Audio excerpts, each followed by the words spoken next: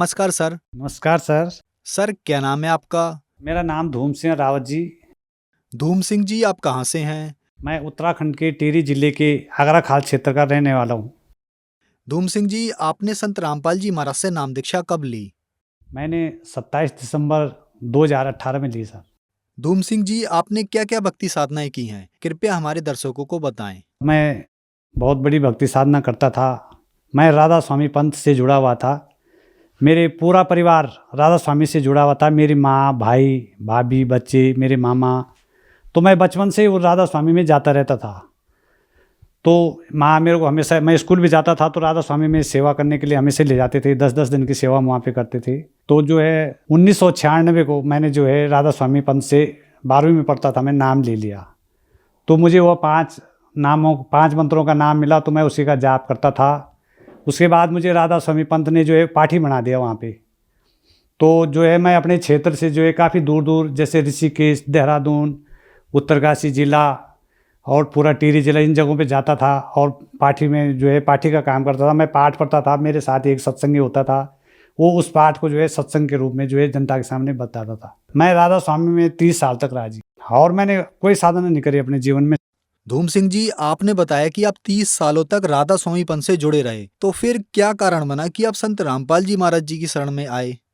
मैं 30 साल तक राधा स्वामी में रहा, लेकिन जब मैं पाठी था तो सर मेरे जो है लड़की बीमार हो गई। और वो लड़की मेरी जो है स्कूल जाती थी, अच्छे स्कूल में मैंने रखी हुई थी, तो वो बीमार हो गई। तो वो कभी जो है, जैसे उसका स्कूल का टाइम सुबह होता था, वो 4 बजे सुबह से वो बीमार हो जाती थी, और जैसे उसका स्कूल का टाइम निकलता था वो ठीक हो जाती थी। फिर उसको कभी शाम को हो जाती। इस तरह जो है ज़बरदस्ती मैंने उसको स्कूल भेजा, तो कभी कभी टीचरों ने उसको जो है मेरे को फ़ोन करके बुलाया, इसको वापस ले जाओ। इस तरह करते करते करते 11वीं बड़ी मुश्किल से उसके 11वीं को पास करा के अपने इस बाइक में लेके जाता था। जब बच्चों को पेपर हो जाते थे तब वो ठीक होती थी, तब मैं उसको अपने साथ स्कूल में ले जाता था, फिर पेपर दिलाता था, फिर अपने साथ घर ले आता था। तो इस तरह करते हुए 11वीं करने के बाद 12वीं में भी उसकी ये स्थिति रही। तो 2 साल, दूसरा साल हो गया, तो दूसरे साल जो है वो स्कूल में उन्होंने मना कर दिया। उसकी एब्सेंट हो गई ज़्यादा, उसको जो है मना कर दिया स्कूल में आने से। तो बोला जो है पहले ठीक हो जाएगी तब आना। तो ऐसे अचानक वो तो ठीक नहीं हो पाई। काफ़ी कोशिश की मैंने, एम्स ऋषिकेश के हॉस्पिटलों में, नई टिहरी के हॉस्पिटलों में, हर जगह मैंने उसको चेकअप कराया, अल्ट्रासाउंड कराया, लेकिन उसको कोई बीमारी कहीं पर नहीं निकली। कहीं जो है ये होते हैं करने वाले, जादू टोने मंत्र करने वाले, उनके पास ले गया, कहीं पर भाई साहब वो ठीक नहीं हुई। उसके बाद जो है वो ठीक तो हुई नहीं। मैं ऋषिकेश में ट्रांसपोर्ट का काम करता हूँ, अचानक मैं भी बीमार हो गया। अब जब दोनों बाप और बेटी बीमार हो गए, तो हमारी ये स्थिति हो गई कि हम एक ही खटिया में दोनों लेट गए। लेटे ऐसे भाई साहब कि मैं जब बेटी को, अब मेरे को बेटी को हॉस्पिटल ले जाऊं कि अपने आप हॉस्पिटल जाऊं, मेरी स्थिति ये हो गई, न मैं बेटी को हॉस्पिटल ले जा सका, न मैं अपने आप हॉस्पिटल जा सका। लेकिन करता क्या, बेटी थी, उसका दुख तो था मुझे। मैं राधा स्वामी वालों के पास गया, मैंने उनसे बोला कि भाई हमारे ये दुख हैं, किस तरह ये ठीक होंगे। तो हमारे जो है राधा स्वामी के जो ऋषिकेश में हैं, जो सेक्रेटरी होते हैं हमारे फगोट में हैं, इनसे पूछा तो उन्होंने, सबने, इनका सत्संग ही यही था कि अपने पिछले पाप कर्मों को तुम्हें भोगना ही पड़ेगा, चाहे तुम्हें कुछ भी हो जाए। तो मुझे वहाँ पे बड़ा गुस्सा भी आया कि जब मुझे पाप कर्म अपने भुगतने हैं, तो फिर मैं इस भक्ति को क्यों करूं, क्यों अपना समय बर्बाद करूं, और क्यों मैं दूर दूर तक अपने पैसे खर्च करके पाठी बन के सत्संग सुनाने लोगों को जाऊं। तो मेरा वहाँ से मन हट गया और मैंने वहाँ से जो है जाना बंद कर दिया फिलहाल। एक दिन मैं ऋषिकेश डॉक्टर के पास गया, डॉक्टर भारद्वाज है ऋषिकेश में, वो चेस्ट के बहुत स्पेशलिस्ट डॉक्टर हैं। तो उनसे मैंने अपना इलाज कराया, तो उन्होंने जो है मेरे को बोला सीटी स्कैन लिया करके। मैं सीटी स्कैन कराया तो देखा, उन्होंने बोला भाई तुम्हारा जो है फेफड़े जो है ऊपर से दोनों खराब हो गए हैं, और ये ब्लड तुम्हारा रुकेगा नहीं, क्योंकि मेरे मुंह से बहुत ब्लड निकल रहा था। तो बोला यार तुम्हारे ये फेफड़े जो है इसका ऑपरेशन होगा, लेकिन ऑपरेशन हिंदुस्तान में इसका हो नहीं सकता है। आपको उसने मेरे को एक विदेश में कोई जगह बताई, और वहाँ पे बोला ये ऑपरेशन होगा। तो वो डॉक्टर साहब विदेश में जाते रहते थे हर 6 महीने में, 4 महीने में। तो बोला वहाँ का मैं तुम्हें एड्रेस दे दूंगा, पता दे दूंगा। उसमें तुम्हारा 7-8 लाख रुपए उन्होंने खर्चा बताया, पर बोला इसकी कोई गारंटी नहीं है, क्योंकि लंग्स, ये फेफड़े का ऑपरेशन है, जितना फेफड़ा तुम्हारा खराब हो गया उतना वो काट के फेंकना पड़ेगा, तब जाके तुम्हारा ब्लड रुक सकता है। फिर एक दिन अचानक मैं घर में बैठा हुआ था, तो मैंने जो है अपना मोबाइल खोला, मोबाइल के यूट्यूब चैनल में मुझे संत रामपाल जी महाराज से दीक्षित एक राधा स्वामी पंथ की महिला के इंटरव्यू सुनने को मिला। वो महिला 17 सालों तक जो है राधा स्वामी पंथ में उसने भक्ति की, लेकिन वो बहुत ज़्यादा उस पर दुख, बीमारी, तकलीफ बहुत ज़्यादा थी उसमें। तो उसने बताया कि मैं संत रामपाल जी महाराज की उस शरण में गई, उसके बाद आज मेरा जीवन इतना सुखमय हो रखा है कि शायद मैंने अपने जीवन में इतना सुखी कभी नहीं हुई हूँ। तो उसी को देखते हुए मेरे दिल में एक आशा जागी कि मैं संत रामपाल जी महाराज की शरण में जाके शायद ठीक हो सकता हूँ।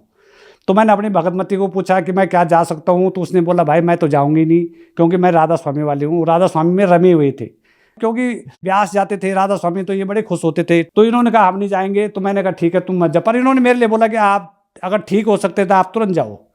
तो मैं एक दिन अचानक घर में लेटा हुआ था, फिर मैंने वहाँ पे जो है उस मोबाइल से जो है वो यूट्यूब जो आ रहे थे उससे जो है फ़ोन नंबर आ रहे थे, फ़ोन नंबर निकाल के मैंने वहाँ पे फ़ोन आश्रम में फ़ोन किया। फ़ोन करने के बाद उन्होंने मेरे को जो है रुड़की नामदान का फ़ोन नंबर दिया। संत रामपाल जी महाराज का मैंने सत्संग सुना था यूट्यूब में, तो संत रामपाल जी महाराज ने कहा था कि पहले तेरे पिछले पाप कर्म दंडों को काटा जाएगा, फिर तू आगे भक्ति करेगा।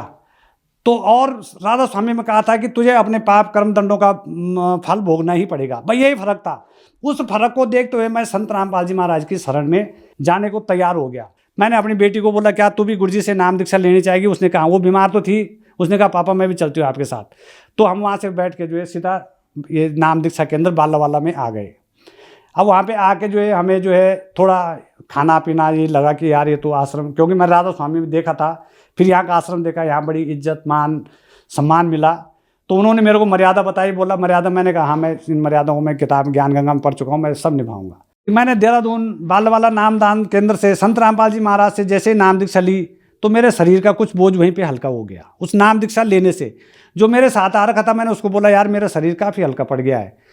और लड़की ने भी, दोनों ने जो है संत रामपाल जी महाराज से नाम दीक्षा लेके हम घर चले गए। धूम सिंह जी, आप बहुत ज्यादा दुखी थे, आप पर दुखों का पहाड़ टूटा हुआ था। आपकी एक तरीके से डॉक्टर्स ने मृत्यु घोषित कर दी थी। डॉक्टर्स ने कह दिया था कि आपका इलाज भारत में संभव नहीं है, आपको विदेश में जाना पड़ेगा। तो फिर जब आपने संत रामपाल जी महाराज से नाम दीक्षा ली तो क्या लाभ मिले आपको? तो मैंने जैसे यहाँ से नाम दीक्षा लेके मैं और मेरी बेटी गए, तो हम जब घर गए तो घर में जो है तीसरे दिन, जैसे आज नाम दीक्षा ली, कल घर में रहे, परसों बेटी अपने उठ के स्कूल चली गई। मैं उसको देखता रहा कि मैंने कहा यार इतनी बीमार, 2 साल से बीमार, ये आज स्कूल चली। उसने कहा पापा मैं बिल्कुल ठीक हो गई, मैं स्कूल जा रही हूँ। वो अपने स्कूल चले गए। तो मेरा विश्वास वहाँ पर दृढ़ हो गया कि अब मैं भी ठीक हो सकता हूँ। जिस डॉक्टर ने भले मेरे लिए मना किया, लेकिन मैं ठीक हो सकता हूँ। तो मैं उस भक्ति में लग गया और विश्वास मेरा कन्फर्म बन गया। तो एक दिन मैं जो हूँ, हम हिसार जा रहे थे आश्रम में, तो मैं ऋषिकेश में आया तो मेरे को ब्लडिंग ज़्यादा हो गई उस दिन। तो मैंने अपनी वाइफ को वहाँ से ऋषिकेश से फ़ोन किया कि मेरे को जो है ब्लडिंग ज़्यादा हो रही, मैं अकेला नहीं जा सकता हूँ। तो मेरी वाइफ को भी बहुत विश्वास हो गया था कि लड़की ठीक होने के बाद जो हो सकती है तो तुम भी ठीक हो। उसने बोला तुम कुछ नहीं होगा, तुम चले जाओ। सतनाम मेरे को मिला था, मैं अपने मंत्रों का जाप करते करते, क्योंकि परमात्मा जी ने कहा था जब ज़्यादा दुख आएगा तो ये सतनाम के मंत्र से जो है ये दुख जो है तेरा खत्म हो जाएगा। तो वास्तव में जो है मैंने वो सतनाम का मंत्र जब किया तो भाई साहब मैं जो हिसार पहुंच गया। हिसार जाते ही मैं एकदम ठीक हो गया। फिर रात को मैं जो है भिवानी आश्रम चले गया। भिवानी आश्रम मैंने 3 घंटे भंडारे की सेवा करी। मैं बिल्कुल ठीक होकर जो है अपने घर आ गया। तो उसके बाद जो है फिर मैं अचानक घर में बीमार हो गया। उसके बाद मैंने सोचा अब कहाँ जाऊँ, डॉक्टरों के पास से जाऊँ। लेकिन मैंने बोला चलो एक बार एम्स है हमारे नज़दीक हॉस्पिटल, उसमें चले गया भाई साहब, ऋषिकेश एम्स में। जैसे मैं अंदर गया, उसने मेरा सारी रिपोर्टें देखी। उसने एकदम बोल दिया कि आपकी नसें जो हैं ये फट चुकी है और ये ब्लड जो है बहुत ज़्यादा निकल रहा है आपका। बोला कितना? मैंने कहा साहब हाँ बहुत ज़्यादा निकल। बोला कितना निकला है? 1 गिलास 2 गिलास। मैंने कहा सर आप 1 गिलास 2, मैंने बाल्टी की बात करो आप। बोला फिर तुम जिंदा कैसे? मैंने वो तो मेरे गुरुजी कर रहे हैं जिंदा, संत रामपाल जी महाराज की वजह से मैं जिंदा हूँ, लेकिन मैं जिंदा नहीं हो सकता हूँ। तो पर मेरा ब्लडिंग, मैंने कहा निकल रहा है। बोला अभी भी निकल रहा है? मैंने हाँ बहुत निकल रहा है अभी भी। मैं घर गया तो 3 दिन तक जो है मैं खड़ा नहीं उठा। उस लेफ्ट में सोए हुए से लेट के मैंने खाना खाया, लेट के सब कुछ किया। 3 दिन बाद जो है मैंने जब खड़ा उठा तो देखा मैंने ब्लडिंग मेरा बंद हो गया था। और हमारे क्षेत्र में जो है पुस्तक सेवा चल रही थी संत रामपाल जी महाराज की। तो हमारी वाइफ ने कहा है कि बच्चे वहीं जा रखे थे कि वहाँ चलते हैं पुस्तक सेवा में, अब तुम्हारा ब्लडिंग रुक गया है। तो वहाँ से चंबा है हमारे 30 किलोमीटर घर से आगे, तो हम वहाँ पर चले गए। तो वो दिन था, वो जो है अप्रैल थी, 2019 अप्रैल की बात है ये। वो अप्रैल का दिन था और उस मालिक, उस संत रामपाल जी महाराज की दया से आज का दिन है। वो ब्लडिंग कहाँ गया? कभी कभी अचानक निकलता था फिर ठीक हो जाता। तो अभी भाई साहब को 4 महीने पहले फिर अचानक वो ब्लडिंग निकल पड़ा। क्योंकि डॉक्टर ने कहा था कि तेरा ऑपरेशन जो ऊपर से सड़ा हुआ है इसको तो निकालना ही पड़ेगा। तो मेरे दिल में हमेशा रहती थी कि यार मैं ठीक तो हो गया हूँ, लेकिन डॉक्टर ने ये भी कहा था कि तेरे जो उसमें जो है ऊपर से जो खराब हो रखा है ये काटना पड़ेगा। तो मैं 2 दिन हो गए मेरे को, आजकल ही 2-3 महीने पहले की बात है, तो 2 दिन हो गए, बोला ब्लडिंग फिर रुकी नहीं वो। अब मैंने अरदास लगाई तो उन्होंने कहा क्या हुआ, मैंने ऐसी ऐसी बात है, बोला पूर्ण रूप से ठीक नहीं हुआ तुम्हारा, मैंने कहा नहीं हुआ, बोला कोई बात नहीं। तो दूसरे दिन आदेश आना था गुरुजी का वहाँ से, तो जैसे 2 दिन तक मैं लेटा, तीसरे दिन मैंने सोचा यार अब क्या होगा, ब्लडिंग रुक नहीं रहा। अचानक मैंने कहा खाना खुना खाया, मैं लेट गया अपनी चारपाई पे। तो जैसे भाई साहब मैं उसमें लेटा तो वो जो मेरे एक खांसी हुई मेरे, और जितना सड़ा हुआ वो पीस था वो मेरे मुंह से एकदम हाथ में आ गए मेरे।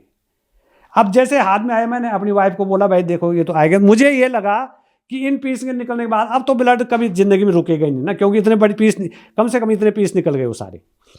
तो मैंने उसको बताया अपनी वाइफ को, तो उसने बोला तुम हमेशा ऐसे ही कहते हो, परमात्मा सब दया करते हैं, कोई ऐसी बात नहीं। तो भाई साहब आप यकीन नहीं मानेंगे, तो जैसे वो पीस मेरे वो फेफड़े के जो है पीस निकले वो, तो अचानक ही जो है उसके बाद वो ब्लड ही नहीं निकला।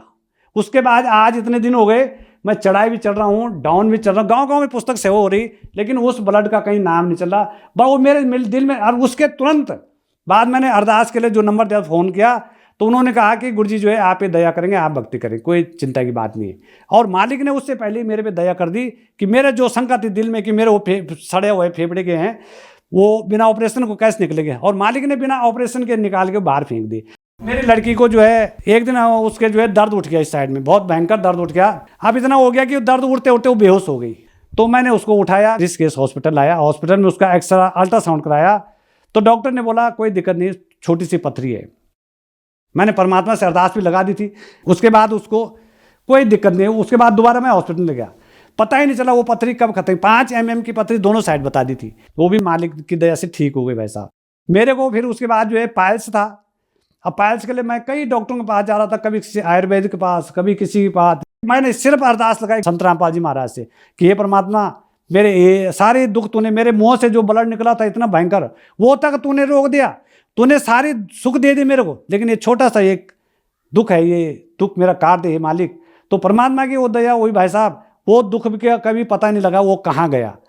सर आप 30 सालों तक राधा स्वामी पंथ से जुड़े रहे, वहाँ आपने भक्ति भी की और वहाँ आप पाठी भी रहे, सेवादार भी रहे। तो सर इतनी परिस्थिति आपकी कैसे बिगड़ी? जब आप राधा स्वामी में भक्ति कर ही रहे थे, आप पाठी भी थे, तो इतनी परेशानी आपको क्यों आई, क्या कारण रहा? कारण आज समझ में आया भाई साहब कि सच्ची भक्ति नहीं थी। राधा स्वामी पंथ में मैंने जो है तन मन और धन तीनों तरफ से भक्ति की, और जो उन्होंने बताया था वो करते थे। हमने कई बार वहाँ पे पंथ में पूछा, राधा स्वामी वालों से मैं पूछता था कि भाई हम इतने दुखी हैं, इतनी तकलीफ है हमारे परिवार में, इतनी जो है आपदा आ रखी है, कैसे ठीक होंगे? हम भक्ति भी कर रहे हैं, जो इन्होंने मर्यादा बताई इन गुरु ने, उन मर्यादा पे भी निभा रहे हैं, सेवा भी कर रहे हैं, दान भी कर रहे हैं, फिर भी। तो उनका एक ही कथन था कि अपना पिछला किया हुआ कर्म तुम्हें भुगतना ही पड़ेगा। लेकिन मैंने जब संत रामपाल जी महाराज का सत्संग सुना तो गुरुजी ने बताया कि पहले मैं तेरे पिछले पाप कर्म को काटूंगा, उसके बाद आगे तू भक्ति करेगा। तो मुझे वो बात बिल्कुल जच गई, और मैंने संत रामपाल जी महाराज जी से तुरंत दीक्षा ली, और मेरे सारे दुख, अब गुरुजी ने बताया, जैसे गुरुजी बताते हैं कि जो है एक डॉक्टर, जब मैं भी जब बीमार हुआ तो मैं हज़ारों डॉक्टर के पास गया, मैं एक से ठीक न हूँ, दूसरे ठीक, तो लेकिन लास्ट जब मैं संत रामपाल जी महाराज के पास गया तो उसने मुझे ऐसा खुशी दे दी, ऐसा जीवन दे दिया जो मैंने 45 सालों में आज तक सुख नहीं देखा था।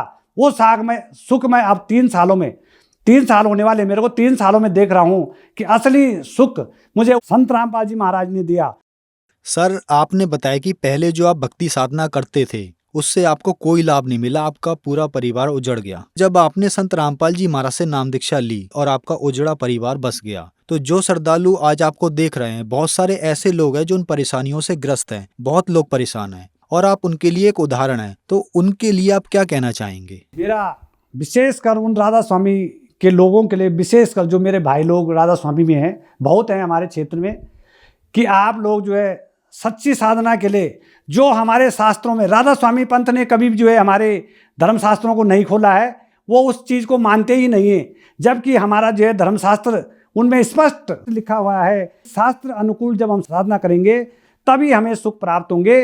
इसलिए मेरा उनसे विशेष आग्रह है कि आइए और अपने धर्म शास्त्रों को खोलिए और उसमें सच्ची साधना देखिए और संत रामपाल जी महाराज की शरण में आइए और अपने जीवन का उद्धार कीजिए। और सारे दुखों को, जब मेरा इतना भयंकर दुख मुझे मुर्दे को, मरे हुए को उस संत रामपाल जी महाराज ने जिंदा कर दिया, तो तुम्हारे दुखों को भी वो परमात्मा सही कर देंगे। इसलिए आओ और संत रामपाल जी महाराज की शरण में आओ और नाम दीक्षा लो और अपना उद्धार कराओ। धूम सिंह जी, संत रामपाल जी महाराज से नाम दीक्षा कैसे ली जा सकती है? टीवी चैनलों पे जो है संत रामपाल जी महाराज के सत्संग आ रहे हैं, तो सभी भाई लोग उस सत्संग को देखें। उसमें नीचे एक पट्टी आती है, उसमें जो है कुछ फ़ोन नंबर हैं, उन फ़ोन नंबरों पे संपर्क कीजिए। आप जहाँ के रहने वाले हैं आप वहाँ का पता दीजिए, वहीं के आसपास का आपको नामदान केंद्र वहाँ से मिल जाएगा और आप गुरु जी की शरण में जाएं, संत रामपाल जी महाराज की शरण में जाएं, नाम दीक्षा लें और अपना जीवन उद्धार कराएं। धन्यवाद सर। धन्यवाद सर।